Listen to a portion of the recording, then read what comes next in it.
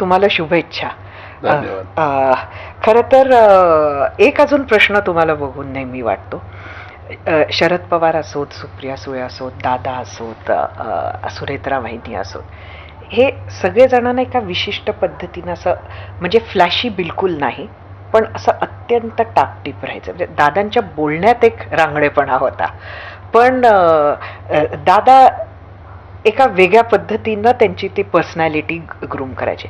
तुम्ही मात्र ह्या सगळ्यांपेक्षा वेगळे आहात. तुम्ही असं विचार करून एक काहीतरी रॉनेस ठेवलेला आहे का? आता समजा दाढी करून, चांगले कपडे घालून, कडक कपडे घालून, चांगले महागडे लुई विटॉनचे शूज घालून जर आपण रस्त्यावर उतरलो, तर ज्यांच्यासाठी आपण लढतोय ते आपल्याला वेगळं समजतील. त्यामुळे आज ज्यांच्यासाठी आपण लढत आहोत, मग ही पद्धत जी आहे, आता ह्याच्यात मी लंडनला गेलो, भारताच्या बाहेर गेलो तर असेच कपडे घालतो. फक्त बनियन तिथं दिसून देत नाही, कारण माझी बायको ते दाखवून देत नाही. ती म्हणते की महाराष्ट्रात ठीक आहे, तुला जे काय करायचं राजकारणात ते कर, पण बाहेर आल्यावर असं काही वागू नको.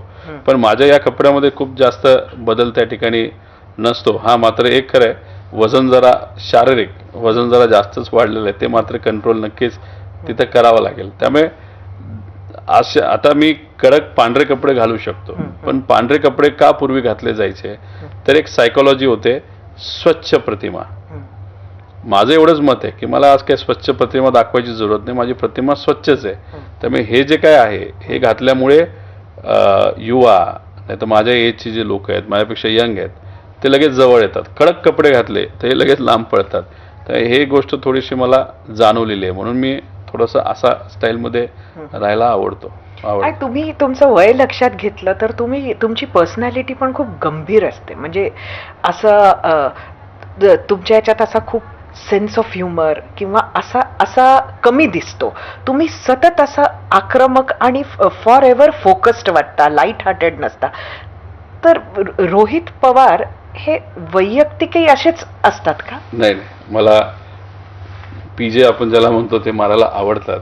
पण शेवटी आता कॅमेरावर जेव्हा असतो, लोकात जेव्हा असतो, तेव्हा लोकांचे प्रश्न मांडत असताना सिरियसनेस नसेल तर ते उचित दिसणार नाही. तेव्हा व्यक्तिगत लेवलला जेव्हा तुम्ही ऑफ कॅमेरा असाल तेव्हा तुम्ही माझा स्वभाव थोडासा वेगळा बघाल.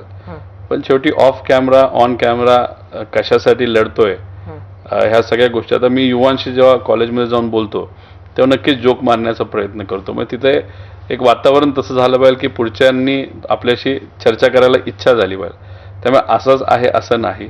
आणि मग खरंच विचारायचं असेल तर माझ्या पत्नीला आणि माझ्या मुलांना तुम्ही विचारा, तेच तुम्हाला सांगतील. माझी पत्नी नेहमी म्हणते की 2 मुलं तर आहेच, पण रोहित पवार सुद्धा मुलासारखाच आहे. म्हणजे इतकं, म्हणजे त्याचा अर्थ आपण घरी थोडंसं वेगळं असतो आणि बाहेर थोडंसं वेगळं असतो. शरद पवार साहेबांचं आम्ही नेहमी पाहिलेलं आहे की त्यांना वेगवेगळ्या फील्ड्समधली लोक ही त्यांची मित्र राहिलेली. अगदी त्यांचं पर्सनल इंटरॅक्शन हे उद्योजक, साहित्य, सांस्कृतिक क्षेत्रातील लोकांबरोबर प्रचंड राहिलेलं आहे. दादांनी सुद्धा अगदी आम्हाला गाणं बिणं म्हणून दाखवलेलं आहे. अशी तुमची काय आवड आहे? नाही, मला खेळायला आवडतं. मला क्रिकेट खेळायला हवा, बॅडमिंटन खेळायला हवा, नाहीतर कुठेतरी एका डोंगरात चालायला हवा. तर ह्या सगळ्या गोष्टी तर आवडतात. कारण मी गाण्याचा प्रयत्न केला होता, मला बरं वाटलं, पण ऐकणाऱ्याला खूप बरं नाही वाटलं. मग मी जेवण बनवायचा प्रयत्न केला होता आणि खास करून पोहेच बनवले होते. पाणी कमी पडलं, त्यामुळे नंतर कधी धाडच नाही झालं आणि कुणी असं मुद्दाहून सांगितलं पण नाही, अरे तू जेवण कर, खूप सुंदर करतो. त्यामुळे हे बरेच प्रयोग केल्यानंतर एक कन्क्लुजन आहे की जे जमतं तेच करावं. स्ट्रेस जरा जास्त आहे असं तुम्ही म्हटलात, पण तुम्हाला कशाची काळजी जास्त वाटते, बारामतीची की कर्जत जामखेडची? मला महाराष्ट्राचीच काळजी वाटायला लागलेली आहे.